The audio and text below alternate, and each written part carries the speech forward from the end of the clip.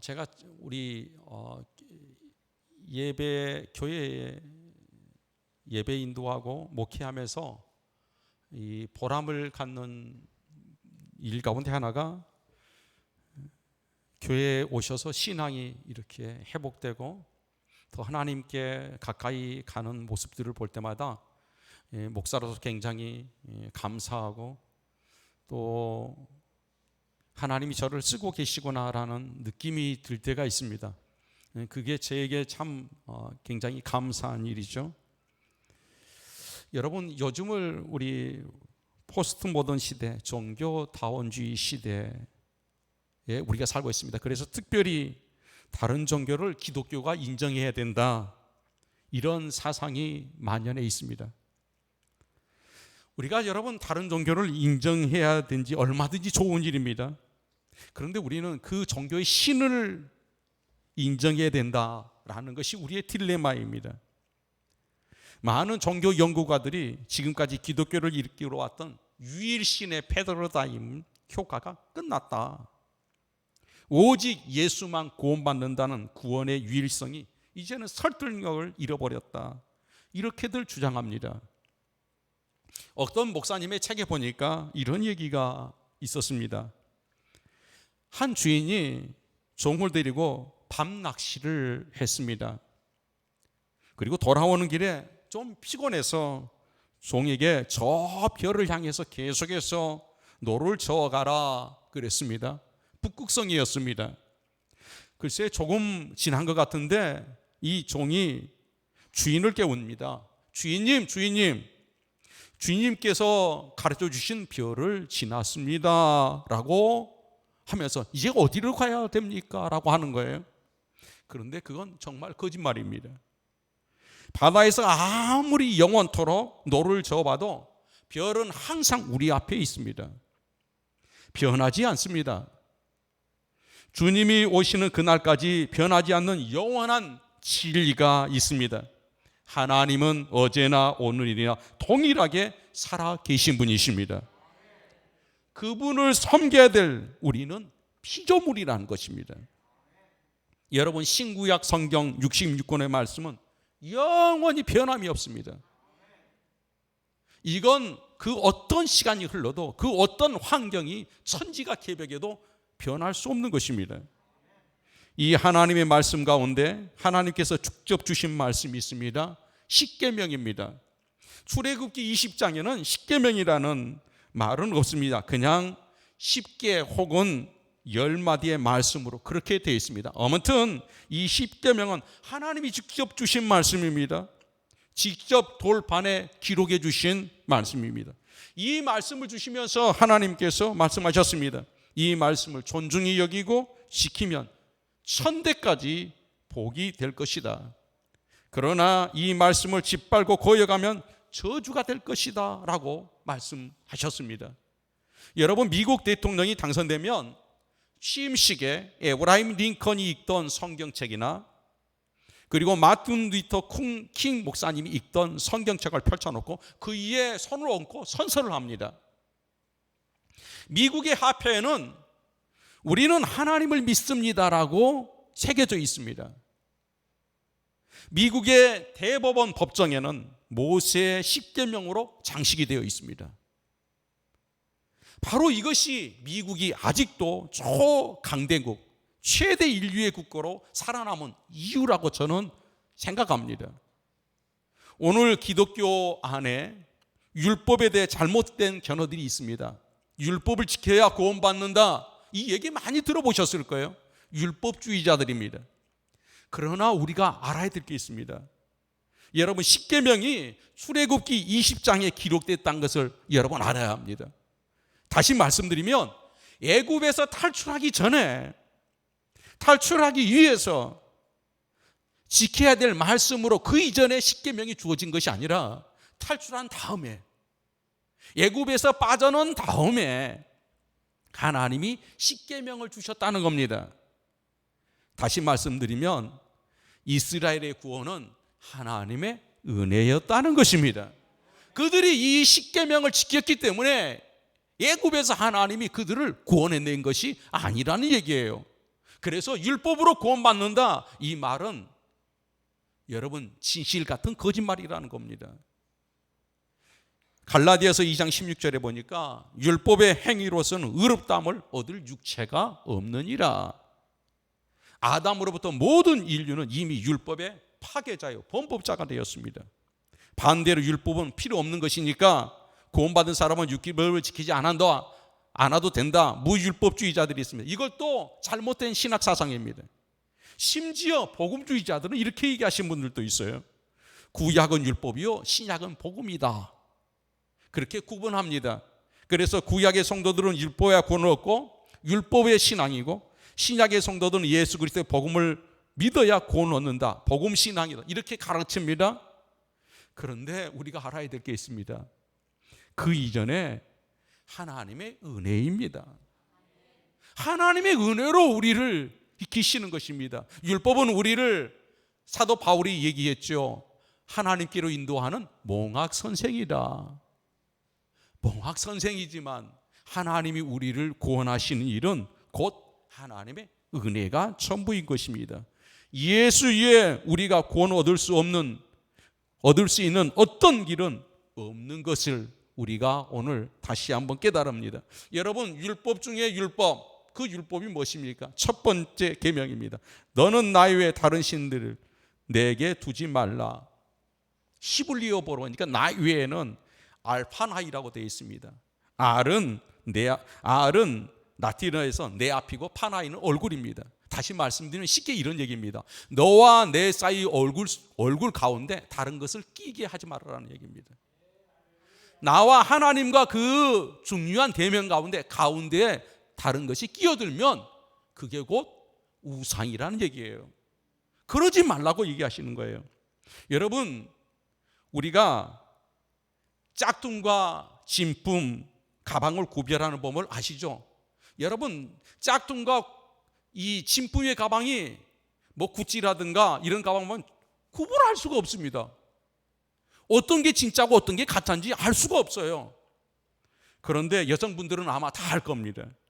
가방을 들고 나가는데 갑자기 소나기가 쏟아집니다.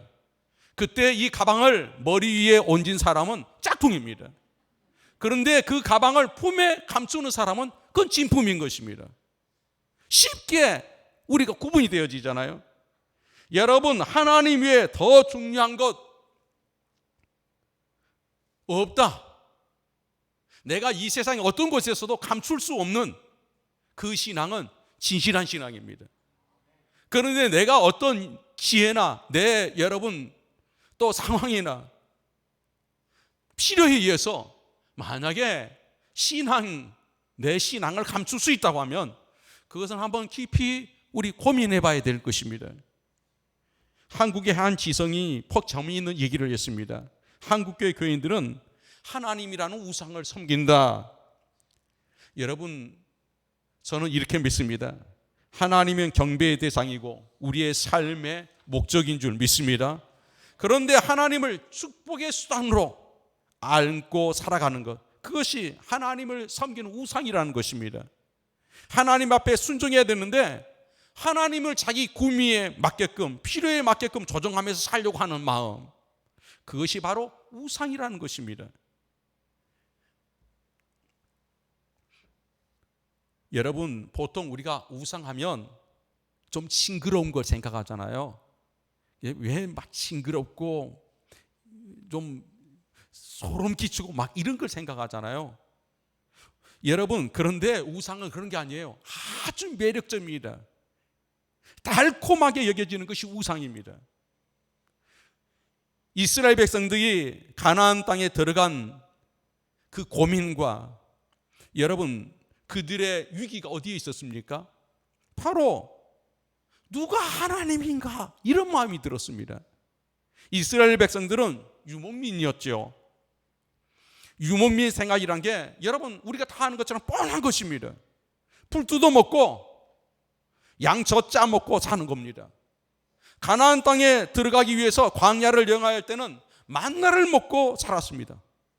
아침 저녁으로 매일 만나를 먹는 것입니다. 만나로 요리해도 만나 밥이고 만나 죽이고 만나 칼국수고 모든 것이 다 만납니다. 그렇게 먹고 살았어요. 그런데 가나안 땅에 들어갔더니 이스라엘 백성들이 양고기에 포도주에 겉들여서 올리브와 함께 먹습니다. 이스라엘 백성들은 40년 동안 옷 한 벌로 살았습니다. 가나안 땅에 들어갔더니 이 백성들이 비단 옷을 입고 있습니다. 광야에서 여행하면서 하나님께 기도하고 오직 율법으로 공부하고 양 잡아서 제사 드리고, 그런 게 그들의 삶의 전부였습니다. 그런데 똑같은 제사인데 이곳에서 드리는 제사는 차원이 다릅니다. 술이 있고 춤이 있고 노래가 있고, 더욱이 여사제들이 제사 짓는데 남정네들과 밤새도록 놀아줍니다. 그래서 하나님이 기가 막혔죠. 다 헐어버리라고 하시는데 불태워버리라고 하셨어요. 그때 이스라엘 백성들이 장깨를 부립니다. 여러분, 깨를 내는데 안식일 날은 하나님을 섬기러 제사를 드리러 나옵니다. 평상시에는 바알신을 섬깁니다.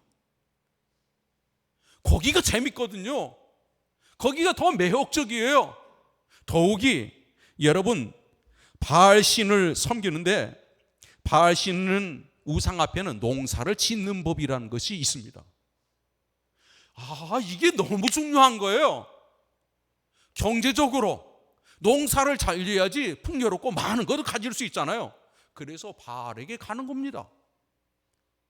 안식일 날은 하나님 앞에 제사를 드리고 나오고, 머릿속에는 이런 생각이 있는 거예요. 그래도 우리가 하나님의 백성들인데 이방인들보다 더 멋있고 폼나고 즐겁고 부하게 살아야지, 이런 마음이 드는 거예요. 그래서 생각이 온통 머릿속에 혼합주의 신앙이 들어오게 된 거예요. 여러분, 주일엔 예배를 잘 드립니다. 그런데 밖에 나가서 장사하고 사업하고 직장생활하고 친구만 할 때는 세상 사람들과 다를 바가 전혀 없이 똑같이 살아갑니다. 이게 무엇입니까? 바알 신앙인 겁니다. 하나님이 교회 안에만 있습니다. 주일날만 있습니다. 이스라엘 백성들처럼 안식일날 그 제사 드리는 성막에만 있습니다. 나머지는 즐겁고 유쾌하고 풍요롭고 너무너무 달콤한 바알의 우상에 젖어들어 살아갔습니다. 사랑하는 여러분, 우리 교회뿐만 아니라 한국 교회가 새로워지기 위해서는 하나님과 새로운 만남이 있어야 됩니다. 하나님이 누구였습니까? 천지 만물을 창조하신 분이십니다. 그분은 엘샤다이, 전능하신 분이십니다. 그분을 여러분 이 예배당에만 가둬놓고 살아가는 사람, 평일날은 전혀 나와 상관없이 살아가는 사람, 이것이 바로 하나님과 바알을 함께 섬겼던 이스라엘 백성들의 그들의 주소였습니다. 오늘 우리에게 그런 모습이 있다고 하면 오늘 하나님께서 우리의 마음을 바꿔주시기를 바랍니다. 우리의 마음이 온전히 하나님께 여러분 드려질 수 있는 그런 사람들이 되기를 바랍니다. 여러분, 하나님만 섬기겠다는 것, 하나님보다 우선되는 건 없다. 하나님과 나 사이에, 내 얼굴과 하나님의 얼굴 사이에 그 어떤 것도 끼어들게 할 수 없다는 이런 마음, 이런 고백이 오늘 여러분과 저의 고백이 되기를 바랍니다. 현대를 살아가는 우리 신앙인들이 바알이 무엇일까요? 우상 숭배가 무엇일까요? 새 소개되시 저자라는 콕스가 여러분 한 40년 전인가요? 제가 여러분 그때 중학생인가, 그때 여러분 한국교회에 왔었어요. 그 당시에 그분이 이런 흥미로운 얘기를 했어요. 그때는 뭐 이데올리가 있었잖아요. 공산진영과 민주주의 나눠가지고 팽팽하게 대립하고 있던 그 시대예요. 그런데 그분이 이런 얘기를 했어요. 앞으로 머지않는 시간 안에 이 이데올리기라는 신은 사라지게 될 것이다. 이제 세계는 공산주의, 이데올리기, 민주주의 이게 무너지고 이제 새로운 경제신이 지구촌을 덮게 될 것이다 그랬어요. 그런데 그분이 돌아간 다음에 몇 년이 안 돼서 정말 종주적인 공산국가들이 무너지기 시작했어요. 그리고 이제 돈, 경제, 시장 논리가 지구촌의 신으로 바뀌어졌습니다. 경제적인 이익이 생기면 어제의 적도 오늘의 친구가 됐어요. 경제적인 이익이 없으면 오늘의 친구가 내일의 적이 돼요. 이런 시대, 국가 간의 지금의 전쟁은 다 무슨 전쟁입니까? 다 경제 전쟁이에요. 돈 전쟁만 남아 있습니다. 돈이 최고의 가치일까? 여러분, 돈이 주고자 하는 것이 무엇인가요? 편리라는 가치요. 그리고 안락이라는 가치예요. 경제적인, 그래서 우리나라 여러분 5년마다 대통령 뽑잖아요. 대통령 뽑을 때 대부분 사람들이 뭘 보고 뽑느냐? 경제를 일으킬 수 있는 사람. 그 사람에게 표를 줘요. 그래서 경제를 잘하면 대통령이 되는 거예요.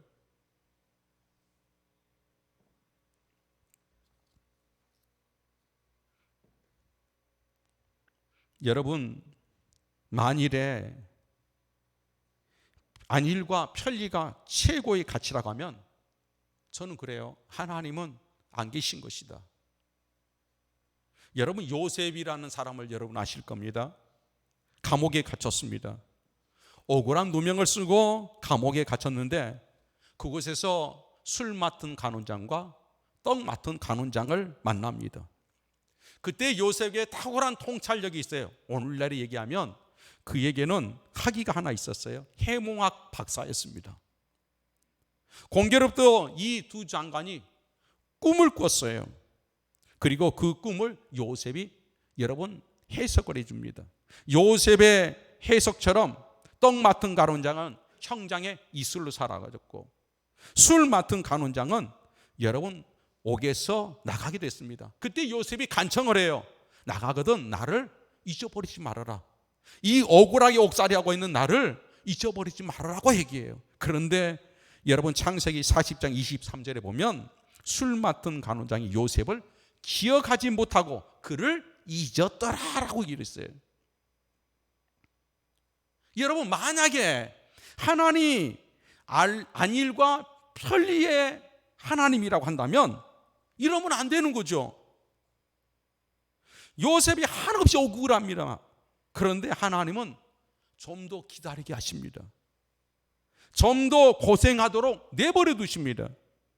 왜요? 요셉은 하나님이 주신 사명이 있었어요. 하나님의 계획이 있었어요. 그것은 다름이 아닌 이스라엘 백성들을 저 애굽으로 이주시키는 계획에 쓰임받는 하나님의 계획이 있었던 거예요. 그 시간 이를 때까지 요셉은 그 감옥에서 고생을 합니다. 그리고 마침내 그의 가치가 드러나요. 어떻게 해요? 고난과 시련 가운데 가치가 드러나기 시작했어요.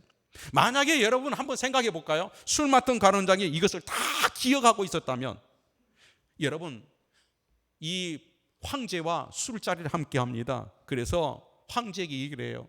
내가 옥에 있을 때 이런 사람이 있었습니다. 억울하게 젊은 청년이 옥살이 하는데 폐하 그를 석방해 주시죠. 그러면 뭐라고 얘기했을까요? 그건 뭐 될 수 없지도 않는 거니까 장관이 알아서 하시오. 그럼 풀어줬어요. 나갔단 말입니다. 그래 다음날 풀어주면서 소원이 뭐냐? 예, 아버지께 돌아가는 거예요. 그래 여러분 쌀 몇 섬하고 말에다 해서 낙타에 실어서 아버지께 돌려보냈어요. 집에 가보니까 아버지가 반겨줘요. 그래서 쌀을 가져와서 쌀밥 먹겠죠. 쌀밥 먹은 것이 단가요? 아니 고기도 먹었겠죠. 기분 좋다, 편안하다. 이것이 하나님의 결국 목적만은 아니라는 얘기예요. 편리가 우상이 되어서 그런 사회가 되어서는 안 된다는 겁니다. 의롭게 살기를 원하면 고난도 두려워하지 말아야 됩니다.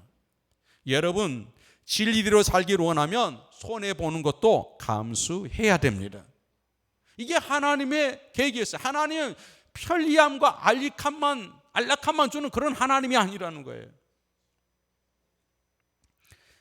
여러분, 우리가 하나님 앞에 예배를 드리는 거, 그러기 위해서 우리의 몸이 건강해야 되겠죠. 건강 챙겨야 되겠죠. 우리 몸은 곧 하나님의 성전이기 때문입니다. 그런데 주일날 여러분 예배 빼먹고 요즘 한참 유행하는 웰빙 음식 찾아서 삼천리 이리저리 돌아다닙니다. 여러분, 예배는 망각하고 살아가는 사람들이 있어요. 이런 사람 치고 건강한 사람 별로 보지 못했습니다. 경제가 주는 또 다른 가치, 재미가 있고 쾌락이 있지만, 그러나 우리는 꼭 기억해야 될 것이 있습니다. 우리는 바로 오늘 이 자리에서 하나님을 기억해야 합니다. 지금 오늘 이 시대 최고의 무신론자, 여러분 보셨을 거예요. 리처드 여러분 도키슨이라는 사람인데, 미국 그리고 영국, 캐나다, 전 유럽에 휩쓸었어요. 그곳에 버스마다 다 광고를 냈습니다. 무슨 내용이었냐면, 아마 하나님은 안 계신 것 같다, 걱정을 멈춰라, 내 마음껏 인생을 즐거라, 이런 문구였어요. 우리나라에서는 조금 축소돼서 우리나라에서 그런 버스의 문구들을 보신 적이 있을 거예요. 이 얘기가 무슨 얘기입니까? 이 캐치프레이즈는 속에는 무서운 것이 숨어 있습니다. 죄를 지으면 하나님 때문에 불안해하는 무신론자들의 마음이 숨겨져 있는 거예요. 양식 가진 거 없이 죄 지으면 즐기고 싶은 욕망이 숨겨져 있는 거예요. 쾌락의 신을 섬기는 서구사의 문화가 그 속에 숨겨져 있는 거예요. 그리고 그것을 부채질하는 거예요. 요즘 젊은이들이 가장 여러분 인기 있는 직종이 뭡니까? 옛날에 우리 어렸을 때는 커서 뭐 될래 그러면 뭐 된다고 그랬어요? 대통령 된다. 또 뭐 된다고 그랬어요? 의사 된다, 선생님 된다 그랬잖아요. 요즘 애들한테 물어보세요. 너 뭐 되냐? 나 연예인 될래요? 그래요. 그렇잖아요. 얘들이 젊은이들이 인기 사회, 어떻게든지 사람들의 관심과 주목의 대상이 되고 싶어하는 그런 욕망들이 있단 말입니다. 사랑받고 싶어하는 것은 귀한 일입니다. 그러나 사람들이 뭐라고 얘기했나, 이런 것이 아니라요, 의인은 여호와께서 인정하시나니. 시편 23편, 우리는 하나님의 인정을 받으면서 살아가는 사람이 합니다. 우리의 관심은 오직 하나님께 인정받기 위한, 하나님의 관심을 받는 그런 사람들의, 그런 인생의 길을 살아갈 수 있기를 바랍니다. 세상에 여러분 인기라는 게 거품이에요. 허망한 거예요. 전 세계 어디를 가더라도 어떤 직종보다 인기 있는 직종들이 있어요. 그게 다 연예인들이에요. 그런데 놀랍게도 그 직종에 종사하는 사람들이 자살률이 최고예요. 어떤 분보다도 자살률이 높습니다. 이것이 바로 허상이라는 것입니다. 사랑하는 여러분, 저는 현대인들이 옛날에 우리 이스라엘 백성들처럼 금송아지를 섬기듯이, 노뱀을 섬기듯이 부적을 가지고 섬기는 오늘날의 현대인들의 모습이 있습니다. 우리나라는 정말 대단한 사람이에요. 지난주에 우리 봤잖아요. 아버지, 어머니, 할머니, 돌아가신 할아버지를 다 신으로 만들어버려요. 특별한 재주가 있는 거예요. 돌아가신 아버지, 돌아가신 어머니, 돌아가신 할아버지, 증조 할아버지, 고조 할아버지, 이분들을 다 신으로 만들어. 그곳에 가서 여러분, 아버지, 할아버지, 우리 둘째를 기억해 주세요. 둘째가 지금 실직했어요. 일자리 주세요. 절하면서 술 따라주면서 그러고 있잖아요. 다 신으로 만들어요. 다 귀신을 만드는 거예요. 이것이 가장 여러분 나쁜 불효입니다. 여러분, 우리가 기독교 신앙에서 상징적인 것들이 있어요. 우리가 교회마다 십자가를 세우잖아요. 또한 건물마다 십자가를 세워지면 예배당이구나, 저기는 예수를 믿는 사람들이 모이는 곳이구나, 이런 상징성이 있어요. 또 우리가 세례를 받을 때 물로 세례를 줘요. 물이 좋아서 구원받는 게 아니에요. 여러분, 주께서 주는 교훈 가운데 가장 눈에 띄는 교훈이 무엇입니까? 성찬의식과 세례의식입니다. 물을 쓰지만 물이 좋아서 구원받는 게 아니고, 빵이 맛있어서 구원받는, 포도주가 좋아하는 게 아니에요. 거기에는 뭐가 있느냐? 하나님의 약속이 있어요. 약속이 있는 거예요. 그 속에는 하나님의 말씀이 있는 겁니다. 상징은 필요합니다.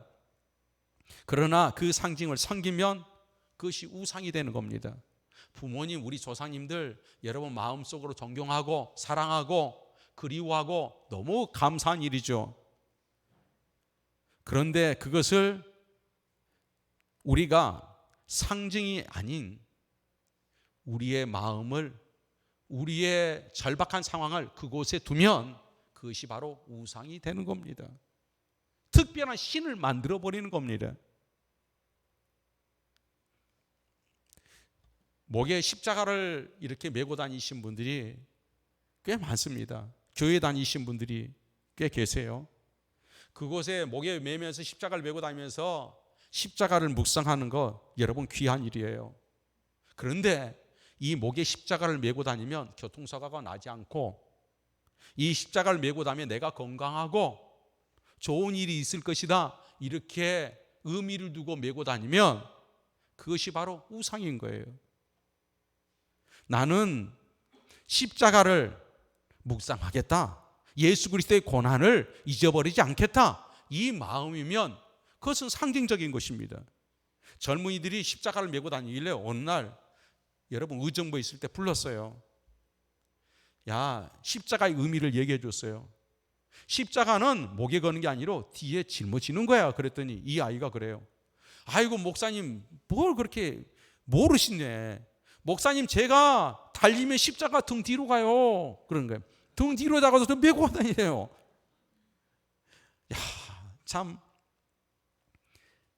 젊은이들이 꼭 십자가를 몸에 지니고 살겠다는 예수 그리스도의 그 구속의 의미를 내가 기억해야겠다는 그 상징의 의미만 우리가 가졌으면 좋겠습니다.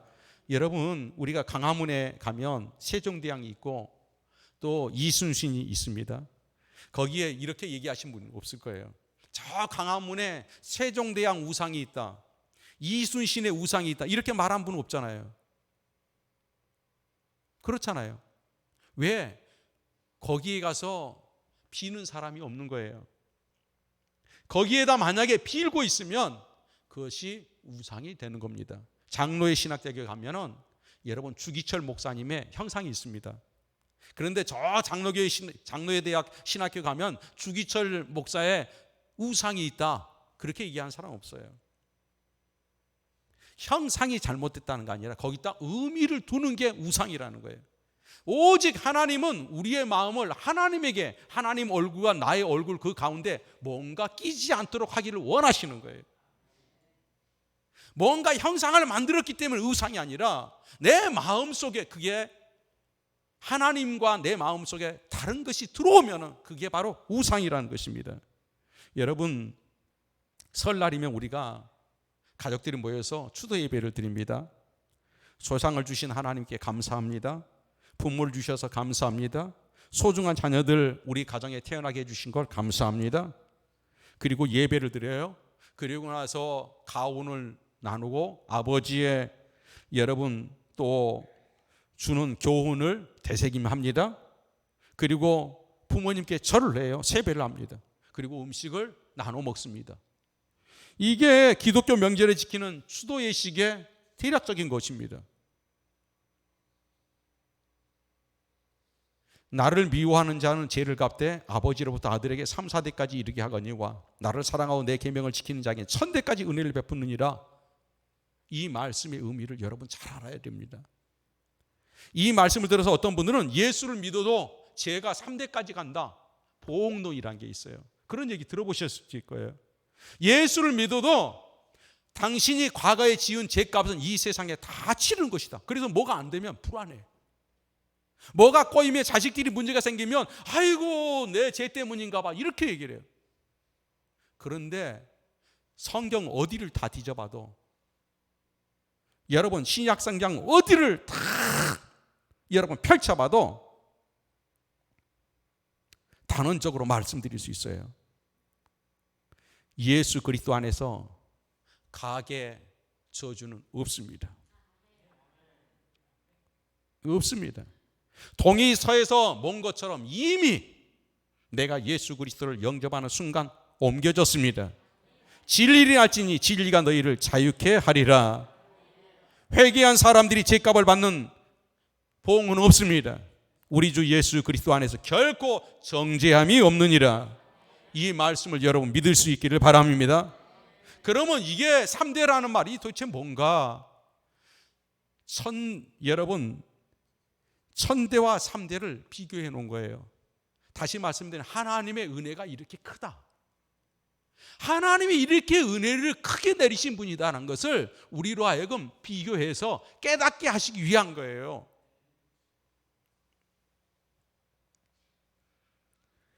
우리 원정아 선교사라 한 분이 9월 9일을 기억하라는 명강의를 하셨고 들은 적이 있습니다.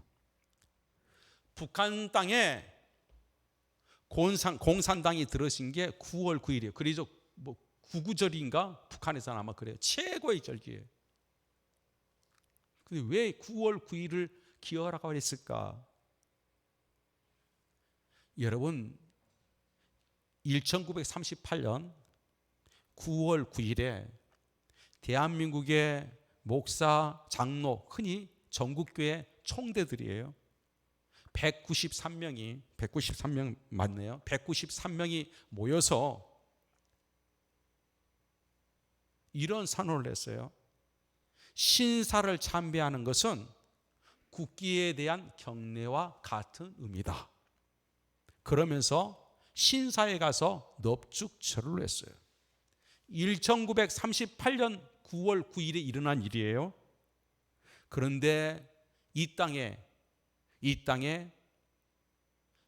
저 북녘 땅에 교회들이 불타고 교회들이 무너지고 이 일들이 공산당이 세워진 게 9월 9일이에요. 그래서 이걸 기억하라는 거예요. 잊어버리지 말라는 거예요.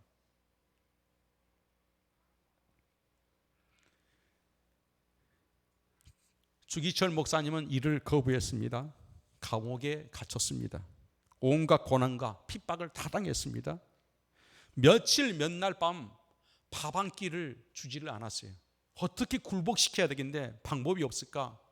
그래서 여러분 그들이 음모를 낍니다. 일제가 음모를 꾸몄는데 며칠 몇 날을 탈탈 굶겨놓고 맛있는 여러분 향기 나는 음식을 딱 준비를 해서 나지막한 상에다 준비를 해놨어요. 그리고 손은 이렇게 뒤로 옮겨놨어요. 입으로 먹어야 되는 거예요. 그러려고 하면 뭘 해야 될까? 무릎을 꿇어야지 먹을 수가 있는 거예요. 주기철 목사님이 그곳에 딱 갔는데 그게 펼쳐 있는 거예요. 배는 고프죠. 먹고는 싶죠. 순간 쳐다보니까 무릎을 꿇으려고 순간 쳐다보니까 앞에 보자기가 하나 쌓여 있어요. 그래서 발로 그 보자기를 쫙 걷어줬어요. 걷어내니까 거기에 조그마한 신상을 마련하는 거예요. 주기철 목사님은 그 자리에서 일어납니다. 그리고 하나님 앞에 울며 기도를 해요. 내게 이 상황을 볼 수 있는 은혜를 주셔서 감사합니다. 내게 이 지금 모습을 내가 판단할 수 있는 지혜를 주셔서 감사합니다. 그러면서 뒤돌아 섭니다. 이 광경에 분노한 일본 경찰들이 그 교회 성도들을 다 잡아왔습니다. 그리고 주기철 목사를 경찰서에 끄집어내요. 널판 재를 하나 확 펼쳤는데 거기에는 작은 못, 큰 못을 다 박아놨어요. 총총히 박아놨어요. 일본 경찰이 얘기를 합니다. 당신들이 신사에 참배하지 않으면 당신들 목사가 이 널판지 못 위를 걷게 될 것이다. 성도들은 여러분 움찔움찔합니다. 이때 주기철 목사님이 이런 얘기를 해요. 여러분이 주목사를 위한 것이 신사참배를 하는 것이 아닙니다.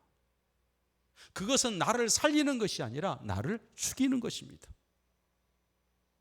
담대합시다. 내가 지금 저 모디를 걷겠습니다. 그리고 모디를 걷습니다. 오른발을 올려놨어요. 여러분 그 못이 발등으로 나옵니다. 왼발을 올렸는데 오른발이 안 떨어져요. 이리저리 제끼고 떨어지니까 피가 솟구칩니다. 끝내 가보니까 피투성이에요. 그때 성도들은 울면서 손을 잡고 여러분 하나님 앞에 찬송을 불렀어요. 그 찬송이 여러분 아시는 서쪽 하늘 붉은 노을 영문 밖에 비추누나 연약하원 두 어깨에 십자가를 생각하니 머리에는 가시관 몸에는 붉은 옷 힘없이 걸어가신 영문 밖에 길이라네. 이 찬양을 부르고 승리했어요. 사랑하는 우리 열린교회 성도 여러분, 오늘 이 시대에 사람들은 얘기해요. 기독교가 뭐 다른 게 있냐? 예수쟁이가 뭐 다르냐? 다 같은 종교지. 이렇게 말들 해요. 그래서 거기에 또 고개를 끄덕끄덕하고 저 스님들과 조약하고 우리 협력합시다 이 짓 하고 있어요. 죄송합니다. 우리에게는 정말 특별한 게 있어요.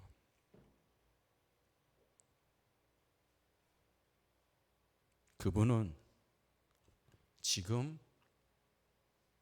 여러분과 저를 보고 계십니다. 여러분과 저의 마음을 보고 계십니다. 부디 나 이외에 다른 신을 섬기지 말고 두지 말라는 이 말씀 기억합시다. 하나님과 내 사이에, 하나님 얼굴과 내 얼굴 사이에 대면에 그 어떤 것도 끼지 않도록 우리 힘씁시다. 견뎌냅시다. 달콤한 것에, 안락함한 것에 마음 뺏기지 말고 걷어냅시다. 우리의 절대적인 유일하신 구세주 예수 그리스도 그분 앞에 당신만이 나의 유일한 구세주이십니다 라고 고백하는 귀한 은혜가 있기를 바랍니다. 기도하겠습니다. 하나님 아버지 감사합니다. 주여 우리를 불쌍히 여겨 주시옵소서. 정말 긍휼히 여겨 주셔서 하나님 견디고 이기고 끝내 승리할 수 있도록 우리에게 능력을 주시옵소서. 예수 그리스도의 이름으로 간절히 기도 올리옵나이다. 아멘.